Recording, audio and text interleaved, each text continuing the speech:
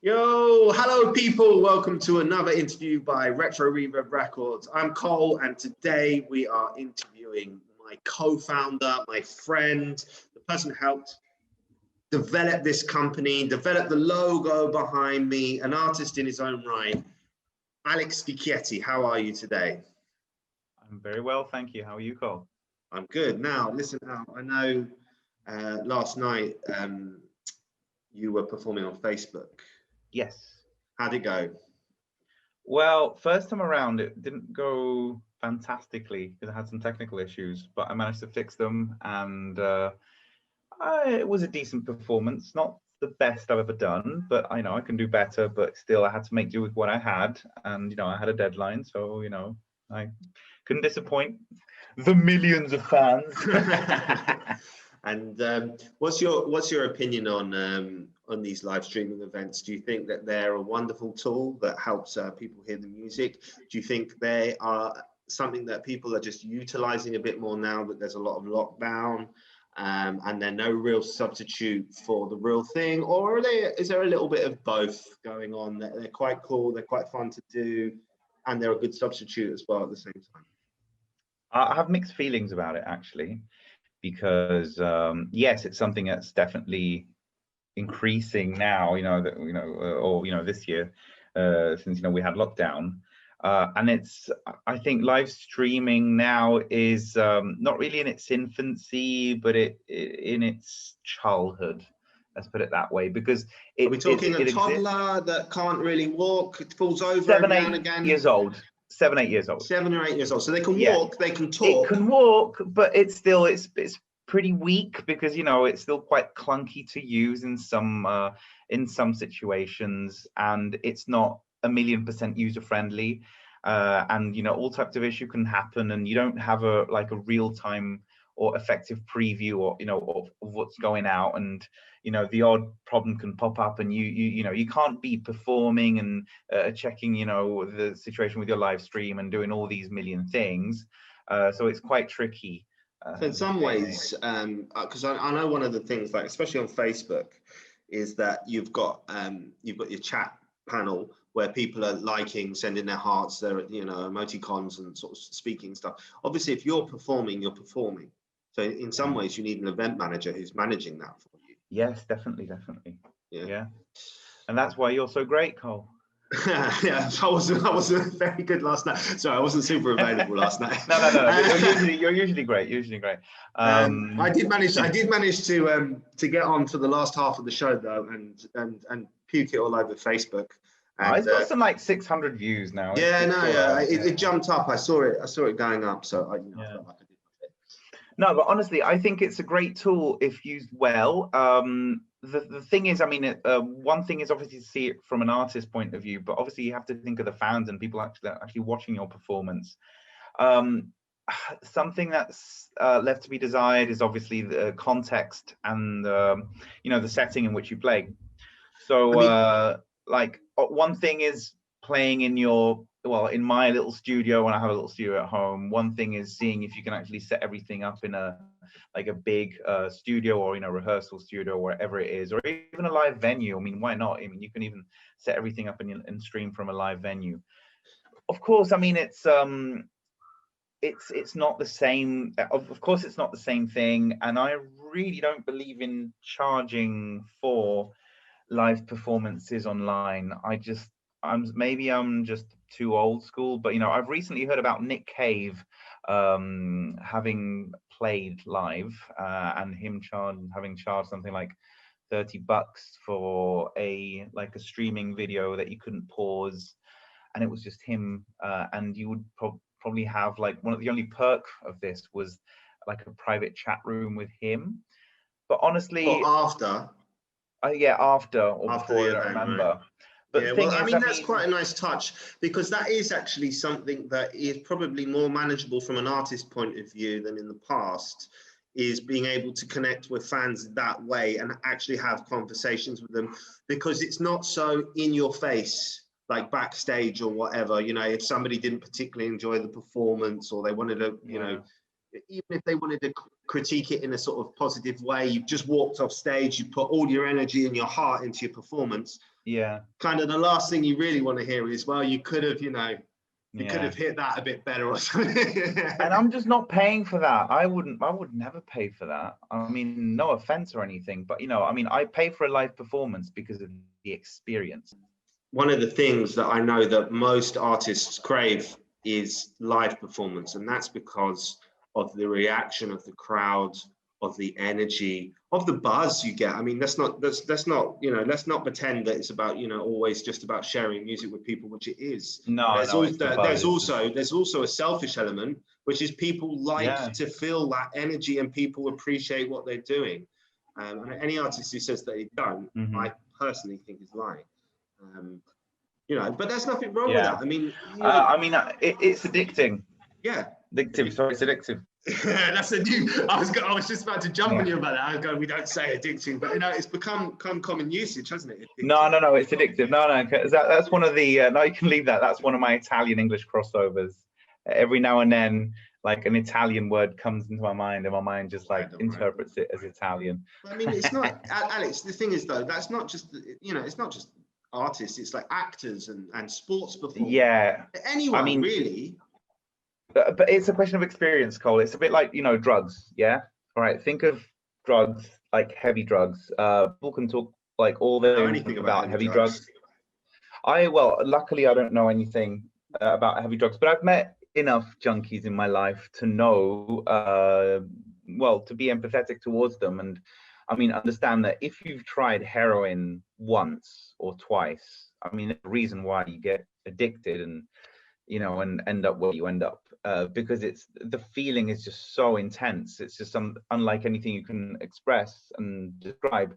And the same thing is like when you've had certain live experiences. I've been lucky and blessed enough to have played very, very big shows. Yeah, I heard you speaking about some of the shows with Jack Synth the other day. Yeah, Jack yeah. Synth, I mean, sorry, Jack Synth. Oh, Jack Synth, yeah. For example, with Reflections, one of my first bands, probably like one of the most successful band I've had. We ended up playing in front of 10,000 people once, and amazing. That is incredible, because obviously you don't see the end of it, and all just these people into the vein, straight into the vein, yeah. Yeah, man. It just like shoots there, and pops in the head, and you have that incredible feeling of power. And it's just power, because it's a power trip. It's like the best and probably cleanest power trip you can have, because it's your positive control over these people that want to have a good time, and it's you kind of dictating the terms of this good time. Kind of a clean drug. Yeah, and it's just incredible. If you felt that, it's crazy, because it can actually lead you to madness, because you can spend all your life trying to recreate that sensation, and it's very hard to recreate. Oh, well, that's a road maybe it might not be worth chasing down. I don't know if you're never going to get there again. No. Otherwise, you just kill yourself. I was thinking, very deep rabbit hole. It's very deep one. I was thinking about the other day. I was just at home and I was listening to some Guns N' Roses.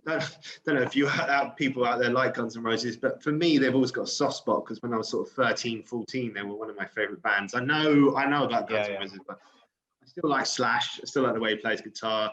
And I was thinking to myself, you know what? Their best album is Appetite for Destruction, right?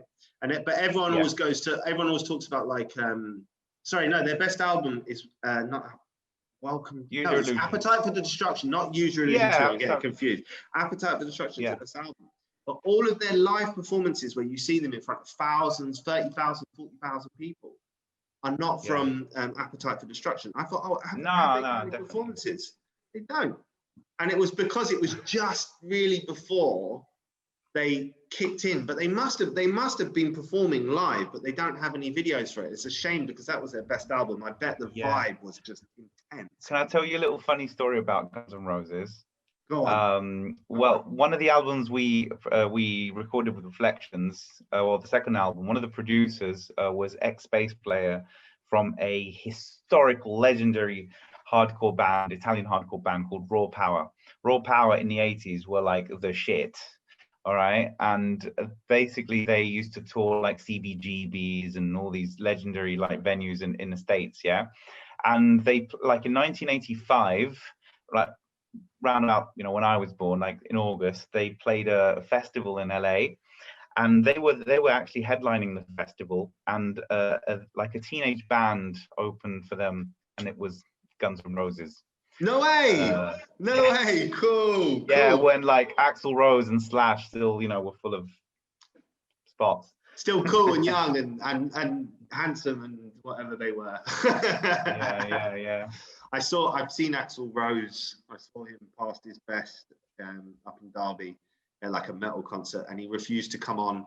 He was being a right prima donna, because apparently he hadn't had a roast dinner before his performance. Yeah. And he came on, and the crowd like wanted him to sing some classics, and he refused to sing it. And the atmosphere got really narky. And I was actually with my girlfriend, and I was like, let's get back from the front here. I think it's going to kick off. And it did. It kicked off big time. People were fighting and everything like that. I could just feel it, like, seeping into me, because he was too interested in himself rather than what was going on with the fans around him. And maybe he was getting like, because he was trying to, it was when he was with that new band, and he was trying to re-release a new album. I can't remember what it's called. Anyway, I only had one good song. And he wanted that to be the focal point, but people didn't want it. There you go. All right, listen now.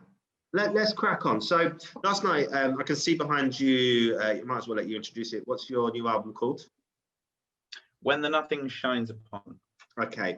Tell me about the inspiration for the name. The name comes from Twinkle Twinkle Little Star. Very rock and roll indeed. Something I play for my daughter. Yeah, which is a beautiful piece of music, and I actually didn't know that the actual music came from, I think, Mozart.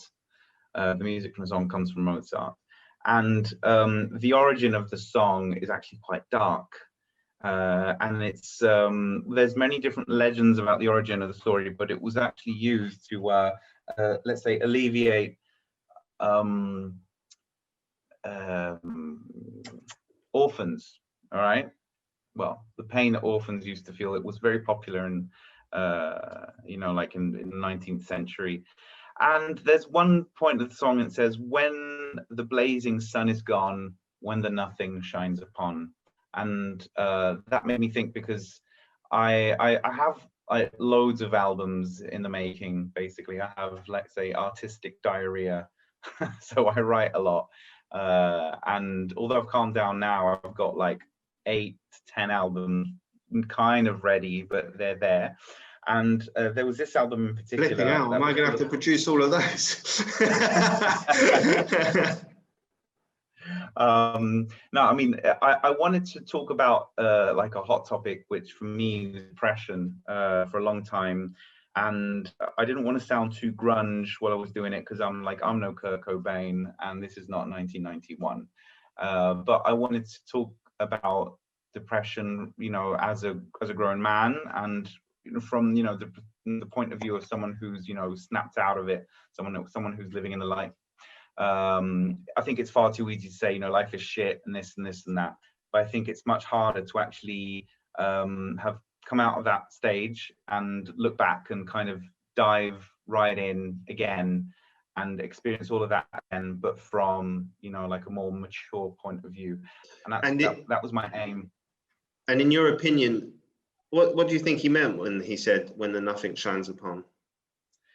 When it means, like, well, it's exactly what it means, you know, when there is nothing, when you're surrounded by emptiness, when you're deep inside like absolute nothing, you know, just emptiness, the void, you know, you're vacant, you know, and all these feelings put together, because that's what depression is. It's you convincing yourself of the impossible. It's you feeling like you're in space, just floating in space, and no one can touch you, and you can't reach out or touch anyone else. And there's no light, and it's, you know, the only thing that shines is nothing. So, you know, as much as you'd like to shine upon you, you know, the only thing that shines upon you is nothing. And personal question, you know, what helps you sort of get through that difficult period? A solemn kick up the arse. Yeah, I mean, at some in what point, kind of way? Was it a friend, a metaphorical kick up the arse? I don't know. Did you do something wrong and realize you've got pretty low? Well, I did get into a few fights, actually. Nice. And then, yeah, obviously I had a metaphorical kick up the arse. But I think it was, you know what, my grandma. I have to think, my gran was my hero. Yeah. Bit like mine. And I love her right down. Well, my gran, I mean, I remember. Sorry? I was going to say, like, you just connecting two things here, like something that's similar between us is that, I mean, obviously you sang on my song Labyrinth, which is about my mum, who coincidentally suffered from depression. But something that we've got in common is that both of our grands kind of were like our mums, really. And have looked after us. And I remember I came to your wedding and your gran spoke, and she was in tears on the day, which was very sweet. Oh, she raised me since I was 10, so I mean, it makes sense, by the way. So how old's your gran, by the way? But you know, my gran will be 79 in a week's time. Wow, do you know my gran was 93 the other day? 93. Wow. I'm a bit worried she hasn't. I'm not sure how long she's got left, but she's still healthy. Fingers crossed. She's doing well. She's still getting about. She's still got her marbles, and she still lives by herself. So that's good. Yeah. All right, listen. So Alex, my gran is like grind gran. right? Yeah. But without the swearing and much more decent. But she still has that sass and attitude, and that was the proverbial kick up the arse that I was telling you about. She's got a nice apartment, your gran. Am I right in thinking it's pink? There's pink in it. When I went there, it's like, oh, this is quite retro. Yeah, there's a lot of pink in it. Right, listen, but anyway.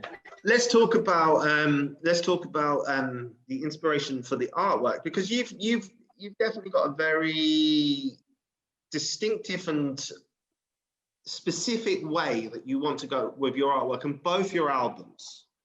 The first one, The Good Fight. I can't remember. You actually told me it was about some guy who was a bit of a genius or something like that. I can't remember. And he was an intellectual who wrote a lot of stuff, and you took some of that imagery and used it because it was symbolic. Oh yeah, but that wasn't A Good Fight. That was the last single off The Good Fight, which was The Darkness of Ignorance, and Yes. that was the inspiration with that was Noam Chomsky, one of the greatest intellectuals of the 20th century, and a great linguist, one of the great linguists within the 20th century. But yeah, no, apart from that, I mean, that was just a single. But obviously, like, But you used the artwork for the album, though, didn't you? No, for the single. Wasn't it on the album? The album I had. No. The album cover is me. Oh. But with the same background, with the same style. Yeah, same. Yeah, I kind of I wanted to be consistent with the background and graphics and colors, and I kept those. Yeah. But obviously, I did change the subject. Yeah. So, like, for Child, it was my son. For Mystery of Faith, it was it was a very kind of spiritual symbol. And then, for this, it was Chomsky. So the Good Fight was a very. Oh, sorry, go on.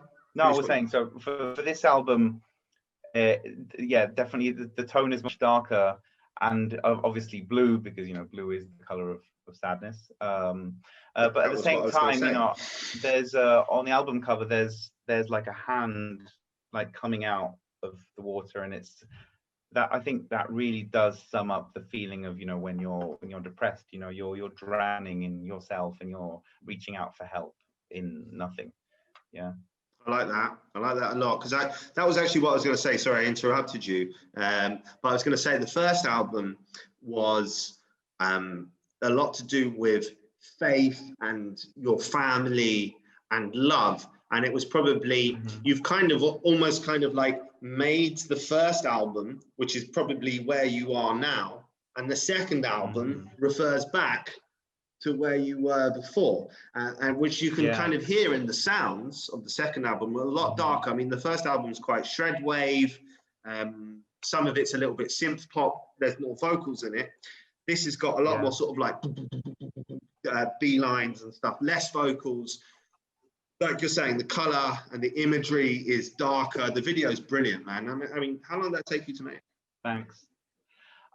You know what? That was one of those videos that I had in mind for like a long time, and then it just like I had no idea of how to lay it out. And then one day I had this inspiration of actually getting all this imagery together and putting together a kind of relevant collage of images, and it's actually a visual story. The video is Descend, by the way, for all those viewers who don't know what we're talking about, which is the first single. It's an instrumental, which is up on our YouTube channel. See the links below, they'll be coming up with a video anyway. I'll add those in later. Yes. Sorry, go on, Karen. Yeah, so it's a visual story of how you get in and you potentially get out of depression and of out of dark places. And I think if you follow the video well and you have that kind of sensitivity, you'll get it. Yeah, I mean, it's quite interesting because I came over to your place in between potential lockdowns. After lockdown, it looks like we might go into another one next week. And you had 2 albums ready for me, didn't you? Because we had a discussion about a synth pop, a more sort of one that might connect with fans a bit more. And then you more said radio friendly. Yeah, and then you played me both, and I put my hands up and I said no. I was an advocate for synth pop. I was going to go for the synth pop with the vocals and the guitar, and then you played me the dark one. I went, this is the better album. you know, and Yeah. I mean, it obviously, for me, that means it obviously connected with you and who you are and your experience. And there's no point trying to force something if it's not there. Yeah, definitely. Which was a lesson for me, because I was like, well, there you go. The proof is in the pudding. Right? There you go. All right, listen, let's talk about you though. All right, so obviously there's a development throughout your musical career in your sound. So I want to kind of like cut the influences off to a certain degree. I know there's a rock background and various electro pop stuff that maybe you did in the past.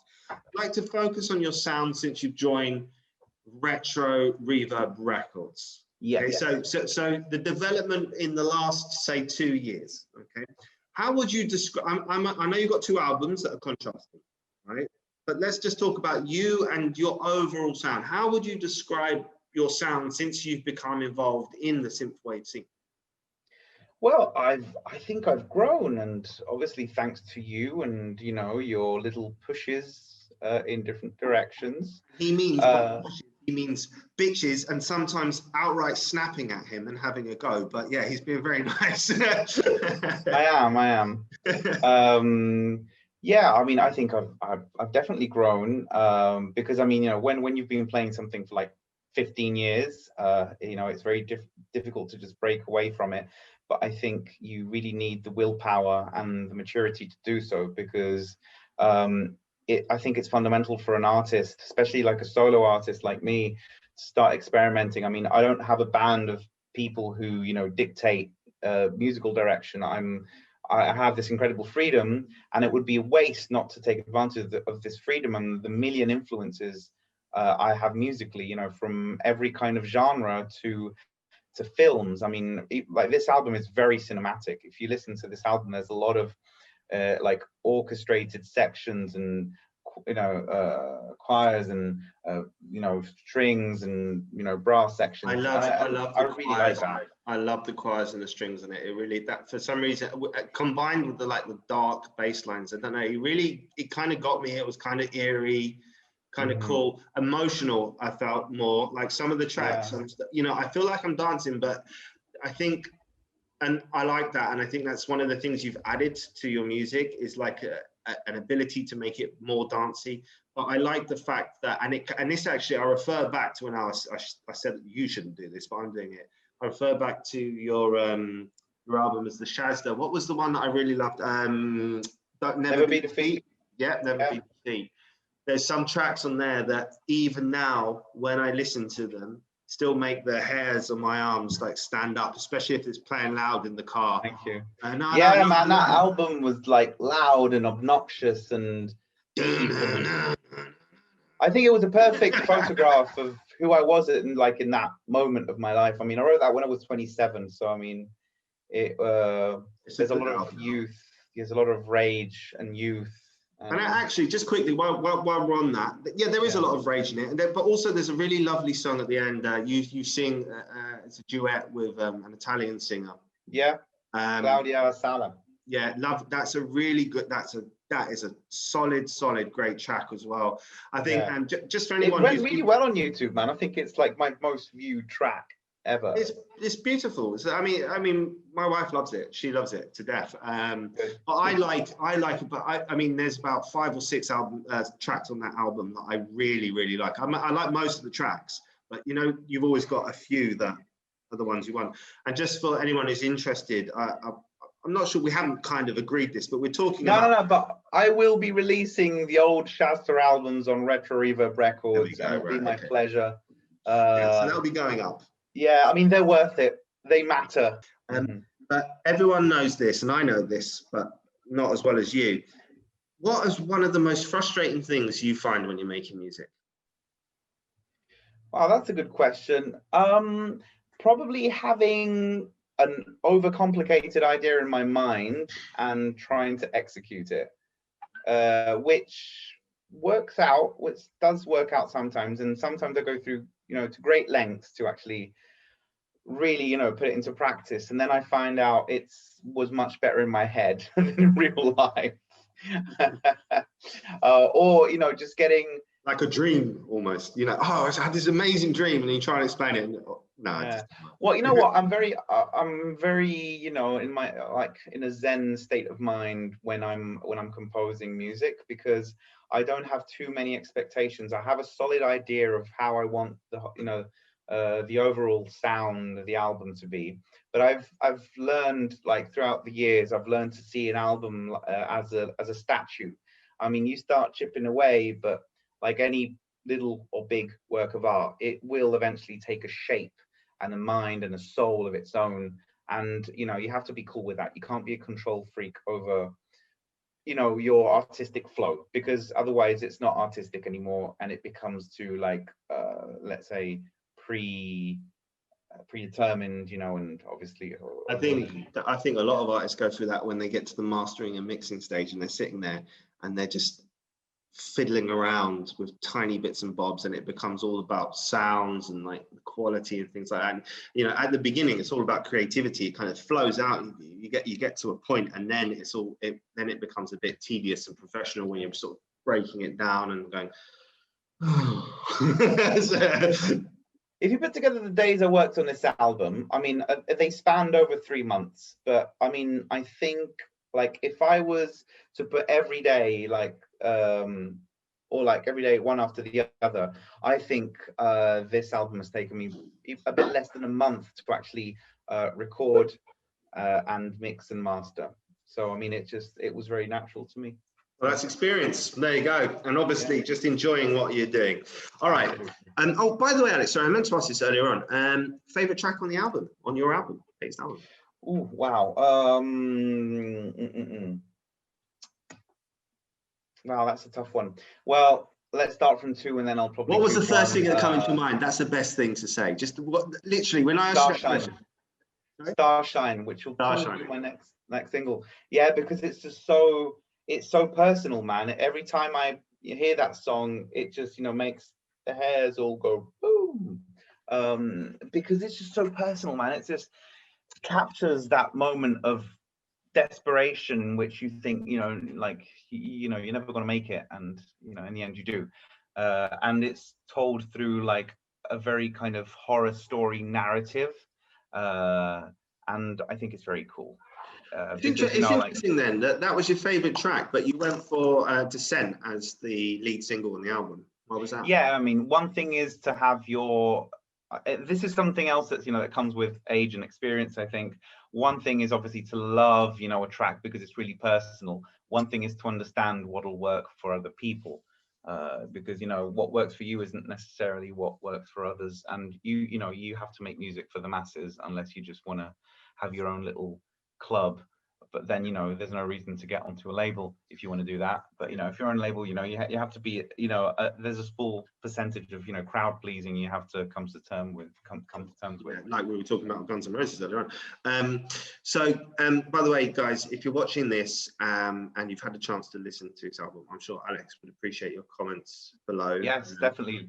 All the feedback possible. I'm very, because art is so subjective, you know, everyone sees something completely different, and you know, hears completely different things than what you would expect. So it's great to hear all this feedback. Yeah, and it's important for both of us actually, because Alex is a staple of this label, is part of the foundations of the label, and we'll be releasing more music on the label. And I personally want, you know, good or bad, we don't mind. You know, if you don't like it, you don't like it. That's fair enough. Yeah. If you don't like it, at least explain why you don't like it. And then, you know, we can take it on board, try and make it better. If you like it, also in the same way, if you like it, explain why you like it, you know, and those are sounds and techniques that we go forward with. And, you know, ultimately, that's Alex's food. That's what will make him a better artist and inspire him in the future. So we you know, we really appreciate that kind of thing. Okay, guys, sorry. Oh, guys, okay, Alex, back to you. Yes. 2 bits of advice for anyone inspiring to become an artist within this genre, somebody who's a bit like me, who just, you know, I could play a tiny bit of guitar, a very small bit of guitar, some DJing experience, picked up a DAW, says, hey, I'm going to make some music. But, you know, a lot of people do that, and then they go on a journey, and become very good artists in their own right. They learn to play keyboards, they learn to sing, they do, do whatever. What two bits of advice would you give someone, trying to break into the scene? Well, the first bit of advice is be aware of what you're doing. If you just want to, mess around and play around, I mean, it's fine. If you're messing around and playing around, it takes you places, and you want to invest more and become more serious about it, then you could probably consider, obviously, like looking for a label, for example, okay, and seeking professional advice. But if you're not, and if you just want to, just make a song that's like someone else and whatever, then no, I'd say, there's already a million artists out there, and in this day and age, if you don't have your voice, and if you don't have a strong personal voice, no one's really gonna care. And and it's not because you're on being bitchy or anything. It's just because there's just so many artists out there. I mean, we obviously receive so much music. Can I play devil's advocate just for a second here? Because also, obviously, I run the label. But I would say to people starting up, there's nothing wrong with finding a sound that you like from an artist. For example, a bass line. You think, oh, I really like that style of bass line. No, that's not the issue. That's not the issue. Take some inspiration, but you've got to take that inspiration, but somehow make it your own. Yeah, that's the difficult part, man. I mean, there's so many carbon copies nowadays of everyone else, and it's just uninspiring and just uninteresting. That's the thing. It's the brutal truth, Cole. As much as you have the best intentions. There's a lot of generic stuff coming out, but also I think that I do think the scene is starting to move. I'm seeing some new stuff. I mean, even your latest album, I was talking to Sub Theory the other day. He's definitely not generic, and these are people on my radar that I'm aware of. I'm not aware of everyone. Sub Theory's got some really cool urban influences in his albums, modern urban influences in an album, and I love them. Yeah, but I'm saying that you can see these changes coming around, and I had this exact same conversation with the Sub Theory about gatekeepers who want to maintain a certain sound within the scene, but it's not going to happen, and it's going to change. And like I said, these people are on my radar and your radar, but I'm sure there's a lot of other artists out there who are doing some great, groundbreaking stuff. For example, our lovely friends Corp 86 from Argentina. Yeah. Now, I see them as having incorporated, pardon the wordplay, incorporated. They're like the Argentine. Sorry, I said sorry. We're English teachers, just in case anyone. Our day job is we teach English. Yeah. So no. But for example, Corp 86, I see them actually contextualizing their version of synthwave and synthpop, because what they do is get the foundations of the genre and then have this lovely mix with their local music. I won't say like folk music, okay, because that would sound I don't know. Latino influence. There's a Latino, but there's a pop Latino influence. They dig into that whole Argentine pop tradition that's been going on since the 70s and 80s, and they incorporate that into synthwave, and that's lovely. And I think that's the good example of how to find your voice. Did you see the interview I did with Flavio from Corporate? Absolutely, yes. What a character, Flavio, man. Yeah, he's lovely. I mean, the first time you see him, I mean, he's fucking Terminator, but he's such a sweet guy. He is such a mellow, such a sweet guy. Yeah. And he wants to work with you, Al. Actually, I'm thinking about, will your vocals go well together? I think they might do. If only. I'd actually use this as an excuse to go to Argentina if I had the dough. Well, guys, here we go. We've got a patron, Patreon our account, because we need to get out and about, and we need to start going and recording with people around the world and making this music a higher quality and stuff. And it's not just about I know sometimes people think it's about just making money, but actually it would, you know, in some ways it would be about buying equipment to make the quality of our stuff better, supporting young artists, traveling around to make albums, interviews, that kind of stuff. So, you know, guys, again, if you're watching this, please do Patreon our account. I think if I point, I might be able to get the patron sign there afterwards. Patron us, please. Okay. Great answer. So just talking about artists that you appreciate and, you know, seamlessly moving through to the next question, because I'm such a great interviewer.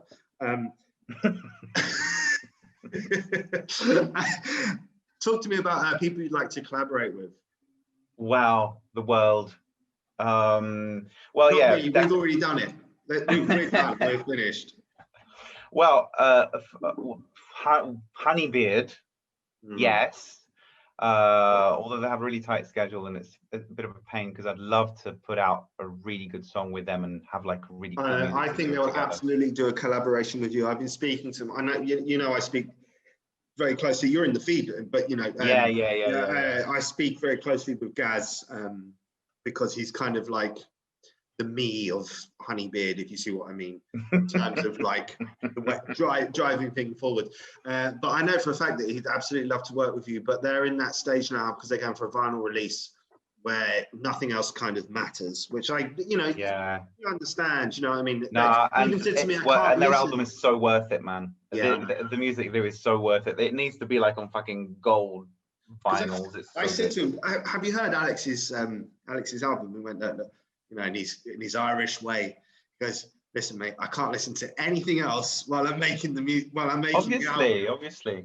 He goes, it just gets in my head. Yeah. All right. No, but anyway, definitely them. Yeah. I definitely love to have a more kind of Latino summer single with Corp 86. What else? I'd love to have like a song with all our artists, or like have like a Scandinavian synth pop ensemble united. What about people outside of the label though? Because I don't want, you know, because this is, you know, I don't want it to seem like it's, you know, label, push. Because by the way, guys, sorry, Alex. By the way, I also think that, you know, there is a lot of people do release independently and do a very good job of it. And obviously they work really hard because they do every single aspect of the music industry, which is, you know, unbelievably hard, which I find hard. You know? And I'm not doing everything. I'm doing. Well, it's like a full-time job, man. Yeah, I do it every day. Sometimes I kill myself. No, but I'm just saying, you know, people do work hard. But what about outside of the label? Who do you love? Who would go with you? Well, why not One with Kid Neon? Yeah. Who would do the guitars though? Because he's a very accomplished guitarist himself. Oh, we would have a beautifully intertwined guitar song with solos that would melt your face. Yeah, he's an excellent musician and a lovely guy as well. But I was thinking vocally. I was you know, talking about. I think like I'd love to hear some female vocals alongside you. I'd love to hear some female vocals. Yeah, man. You know what? I'd actually do one with Nina and Roxy Drive together. Roxy Drive is awesome, yeah. But you know, together. I mean, it would be so cool to have like this beautiful musical three-way. Well, make sure we tag them in this and see if they're. I mean, Roxy Drive's been very active recently. Yeah, I've seen. Put out a calendar, really good stuff. Like an really 80s calendar. Yeah. Have you seen? What about Oceanside 85? Oh yeah, absolutely. But you see, with Oceanside 85, I wouldn't do something that kind of poppy. I'd do something a bit darker, a bit more like cyberpunk, for example. Yeah, I mean, although she did do something with. She's recently released a single with Corp 86. Yeah, I've seen. But you know, the way I see her, and I, you know, see the way she, you know, the way I see she promotes herself. She has a very kind of cyberpunk aesthetic, and I think she would really sound and look good in, you know, in a cyberpunk song. By the way, Chelsea, if you watch this, we're still open to working with you. We love what you do. Yeah, absolutely. We spoke to Chelsea a while ago. It wasn't quite right for both of us, but She's working with our artists now, so you know, maybe one day we'll do something with her. Oh, and I definitely go for some fun, like upbeat song with Millennium Falcon. Okay, all right, cool. Called What the Falk. Like how many times do you think he's been people have proposed? No, he encourages it. You know, that's the cool thing about the guy, and he's such a lovely guy on social media, so I guess he'd be lovely to work with. All right, now let me round up. 2 more questions, we're finished, right? Okay. Yep. 2 goods, 2 bads about the Synthwave team, please. 2 good. 2 good things is that it's well, more tightly knit than many other scenes. The second thing is that there's I've seen a lot of positive support, especially during the like streaming festivals we did over like in spring and summer. 2 bad things is repetitiveness and redundancy of the same old ideas and 80s concepts, which, you know, I mean, there's only so much you can say and share about the 80s, and then it becomes stale as fuck.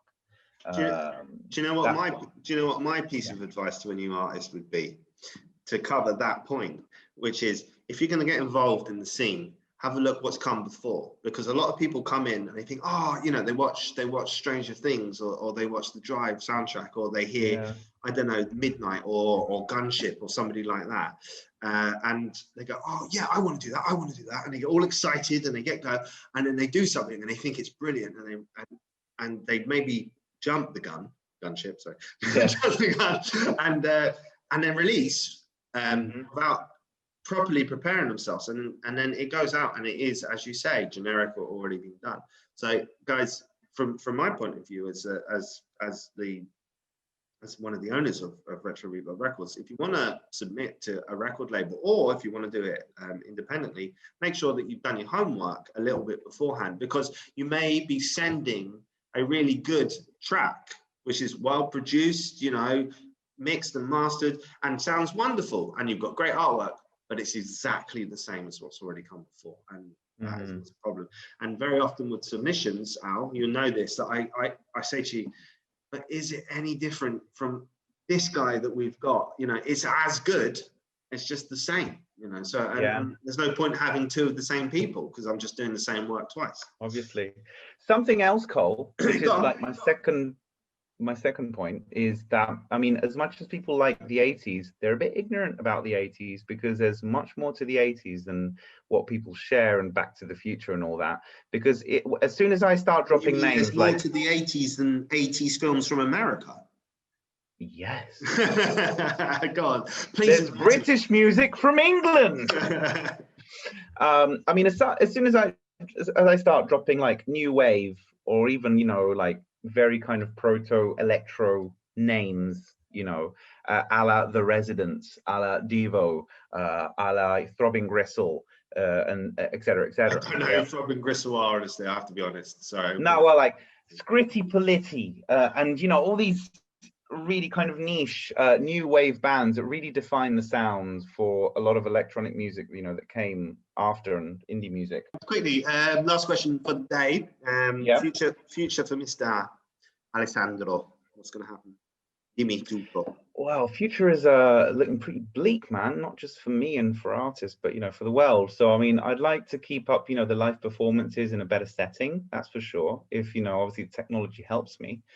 And apart from that, I'd love to do I'd like to review, but not have a written review. I'd like to actually verbally review artists in the scene and give my 2 cents, and maybe transform that into a blog. So how will that be happening on the RetroReverbRecords website? Yeah, on the website, definitely. Website and YouTube and Twitch. Yeah. Right. So can we use this as a little moment?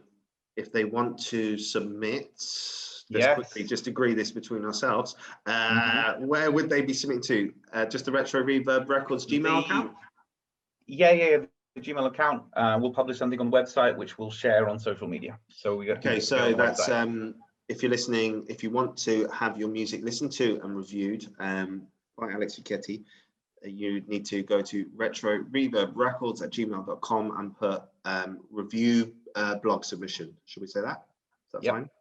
Review blog submission, Alex Vecchietti. And if you're not sure how to spell his name, Alex, drop your head for a second.